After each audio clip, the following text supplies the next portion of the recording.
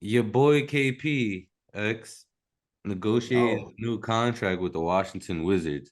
The Wizards just signed Beal to a crazy ass deal. Don't know but why. Ted Leon's is And now they working on extensions for KP and Kuzma. bro. You know that meme from Arrested Development where the guy's like, you know what? This has never really worked out for anybody else before, but maybe it'll work out for us. That's literally the fucking Washington Wizards. You know what I'm saying? And it's like, yeah, I mean, bro, I look personally, I like KP. Like I think he's, you know what I'm Yeah, saying? he's a I think he's bitch, but cool. yeah. I like his game, but bro, it's like I get it. And look, he balled. He probably should have been an all-star or at least been in the conversation more because he balled this year when he was on the court. Stayed relatively healthy. But it's like, fam, it's like he's just taking time bomb, right? Like, so to give him an extension, bro, and what the And if fuck you do you really negotiate an extension, it's probably going to be lucrative. and most of Yeah, it it's honestly has nothing to for do with Beal. I mean, it doesn't have to do with KP. It's more so about the Beal situation. Beal as your best player isn't leading you anywhere. You He's had Beal, leading you your had best player relatively healthy anymore, by the way. Porzingis. You had Kuzma who played well in a contract year, and it still wasn't enough to Oh, even they get you. working on the extension with Kuzma too. That's what I'm saying. So you're gonna lock in a core and commit to a core that even at their healthiest didn't get you into the play-in. It's like Leonsis is always chasing the 8th seed, and now he's perfectly comfortable just chasing the 10th seed because he's chasing that 2 games of fucking playoff money. It's disgusting. Porzingis is crazy because like the game against the Celtics, he literally looked like one of the best players in the league. Like he has this peak that is Yo, just insane, bro. Like he's one of the most unguardable players in the league, but like Literally. he also guards himself 90% of night. So it's like, what does it matter? and I mean, in one on one, he's probably one of the most unguardable players. I watched him in that same game. Jason Tatum punched his shit, and it was a jump shot. Yeah, but he also Like, it was help defense, but listen, he got blocked But once. Jason Tatum, one of the paws, the most athletic, longest Uh, wings, yo, all NBA but defense. that's what I they said. One had on one, yeah.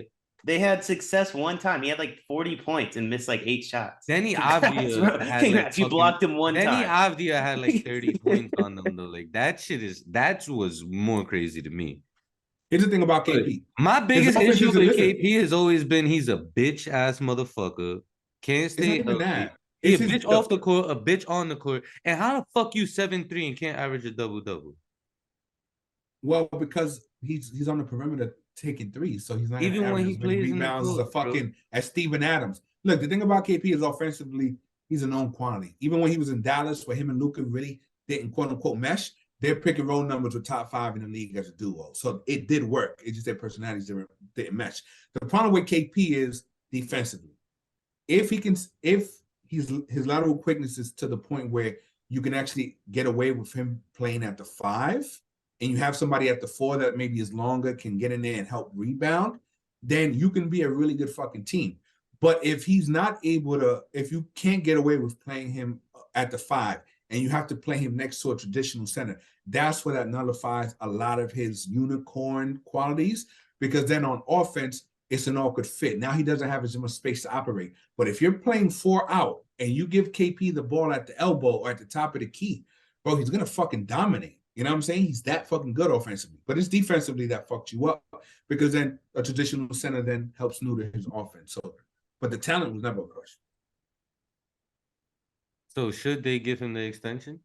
I don't absolutely not. He should be playing on 1-and-1s for the rest of his fucking career. A one-on-one with a team option. I would never give him a play option. I'd never give him a second guaranteed year. What Never. about Kuz? Yeah, I would give Cruz an extension.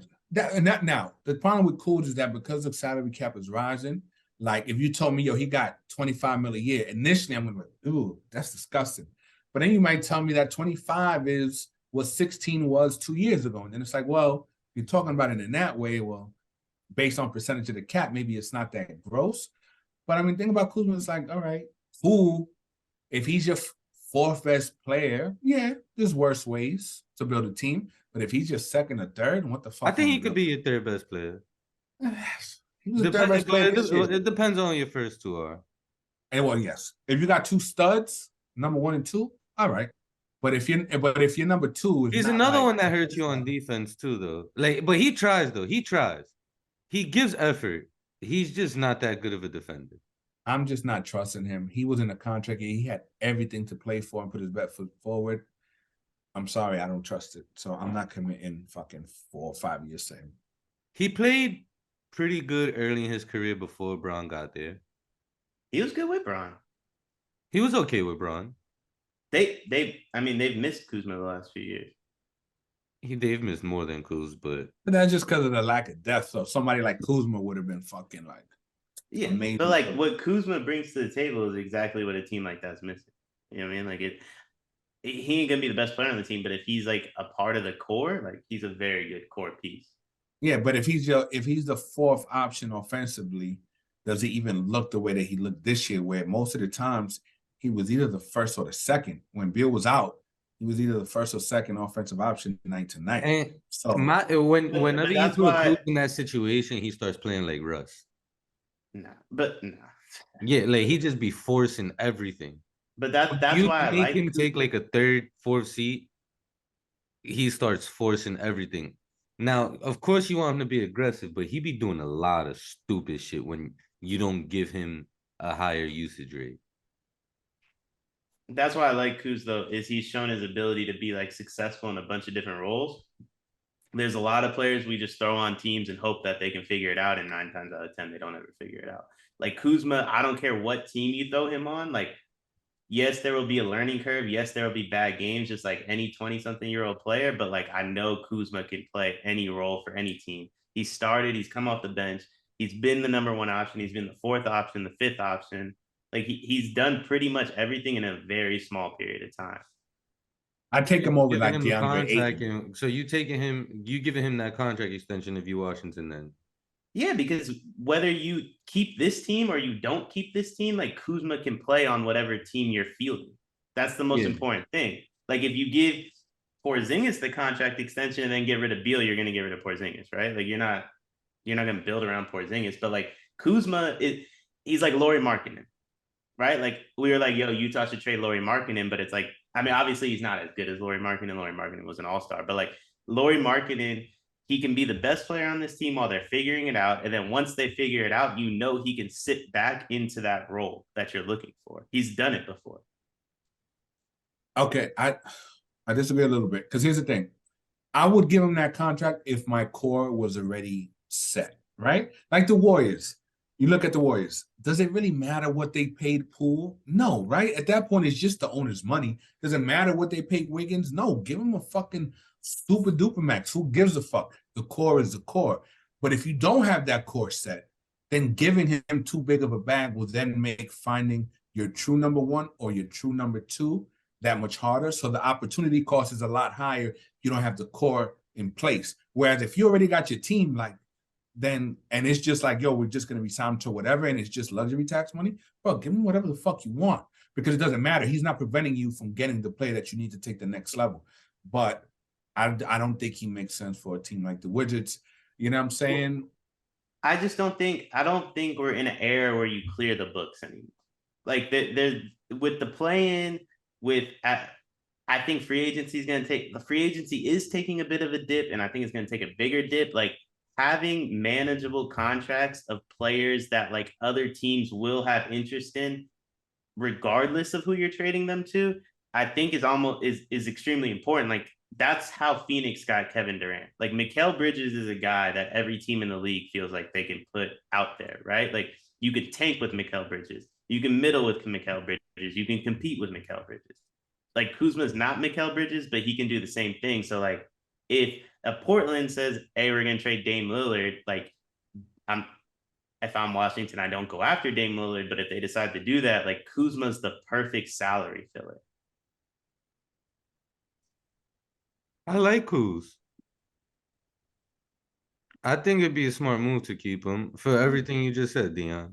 It just depends on how you look at it. Like if you think if you want to clear the books, then yeah, absolutely don't. Like absolutely not. I just don't think we're in an era where like teams are going to do that anymore. Like I think we're in an era where teams are always going to have like 1 or 2 big contracts. Even OKC, you know, they never got rid of SGA like this whole time. and Kuzma's not SGA. Well, I mean, they were under the salary floor for the better part of the last 2-3 years. So it's like, But that's what I'm saying. Like Kuzma can be under contract on your team and still play well with you under the salary floor. He can play well with you over the luxury tax. He can play well with you just over the top. Like there's not a team you can field where he doesn't play well, which if you're like a team like the Wizards, that's almost like more valuable than a Bradley Beal because like he's never going to lose trade value. What his trade value is what it is. It could only really go up. I like the way you put that. I'm gonna compare him to somebody for UX. Like, and this is how like this is his equal in my part. They have two different games, but he's like Dorian Finney-Smith. Like Dorian Finney-Smith was on like 3 different iterations of the Mavs and never once lost trade value. Never once lost value around the league. Never once lost fans within like Mavs organization or Mavs fans. You know what I mean? And you guys gave him an extension in a time period where it's like, damn, we should have salary cap, but got Dorian Finney-Smith. And then but he's a 3-and-D wing, which is arguably one of the rarer commodities in the NBA. You've seen 3-and-D wings go for 2-3 first-round picks, and they get overpaid. Where I disagree is that their games are different, but that's why I wouldn't, because with Kuzma, it's like, okay, what really is he offensively? Are you running your offense through him? Do you trust him to shoot well enough to play off of 1 or 2 stars at the same time? But I think you trust him to do all of that, and that's Deion's point. But to me, he's like a good stats, bad team guy, right? Like if you take DeAndre Ayton, for example, you put him on like the Hornets. Will his numbers explode? Sure. But what does that really get you? You know what I'm saying? What does that really get you? And DeAndre Ayton isn't going to fit a role. Is showing you now that he's not capable, his ego-wise, of being the type of role player that could take a title contending team to where it needs to be. Because in his eyes, he's 20-10. And if he's not getting put in a position to get 20-10, he's not going to work hard enough to give you the little things and do the dirty work that you need. With Kuzma, it's like, okay, if he's not getting, you just said he does dumb shit when he's not getting a high enough usage rate.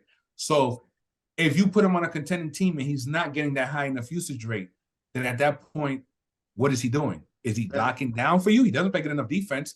I don't trust him to shoot consistently. Now, I haven't looked at his shooting splits, admittedly. Maybe he shot 40% from 3 this year. I don't know. No, he's never shot 40% from 3. I don't. So it's like he doesn't shoot well enough for you to just put him in a corner. He doesn't play defense well enough to where it's like if 1 or 2 of your stars aren't good defensively, to where now you have 3 subpar defenders out there. So at that point, what is he doing? Because the things that he would do on a bad team with the usage, you don't need that from him on a contending team. You know what I'm saying? Wiggins took that next step because Wiggins became a lockdown defender. Wiggins is getting there and grabbing fucking rebounds. Wiggins was doing this sort of little things that allowed the Golden State to really like. But imagine if Andrew Wiggins was out there with the same fucking shot chart that he had in Minnesota those years. Curry would have benched his ass so quick, but it's the ability to reduce your role and still maintain some sort of efficiency that makes you worth it. And I don't know if Kuzma's that kind of player because he doesn't shoot or defend well enough. See, he with LeBron, he shot like he averaged 35% from 3 on the Lakers. Like that's nothing to write home about, but for a 4, that's pretty good. You know what I mean? So it's like I mean, his first 2 years with Bron, he shot 30 and 31. The next I'm talking about like when they're good. Like I don't care what he did when they stunk. I'm talking about like when they won a championship and then when they won the championship, he shot 31% from 3. But that's the argument. That's not true. They won a championship. Oh, wait, no, you're right. The bubble. Yeah, then he shot 36 the following year. Like they need what he provides for a championship contending team X, in my opinion, is he can play off ball, maybe not as well, but more importantly, like when you pull one of your stars, he can supplant that. Like he can create his own shot. You know what I mean? Like, and if somebody gets hurt, he could pick up the slack till they come back. And that's what the Lakers did with him. Like he was he was good on the bubble team, but more importantly, he was really fucking good the next year. And that team, like, if they stayed healthy, I think that team was gonna go back to back. And you take away the bubble, like even if you don't count it, like that team should have won. They got hurt, like it is what it is. But like he was really good on that team. They never should have traded him. They never should have traded for Russ. So like I just think he's proven like he can play on really bad teams. Like those original Laker teams were awful. Play on contenders, and then whatever this Wizards team is.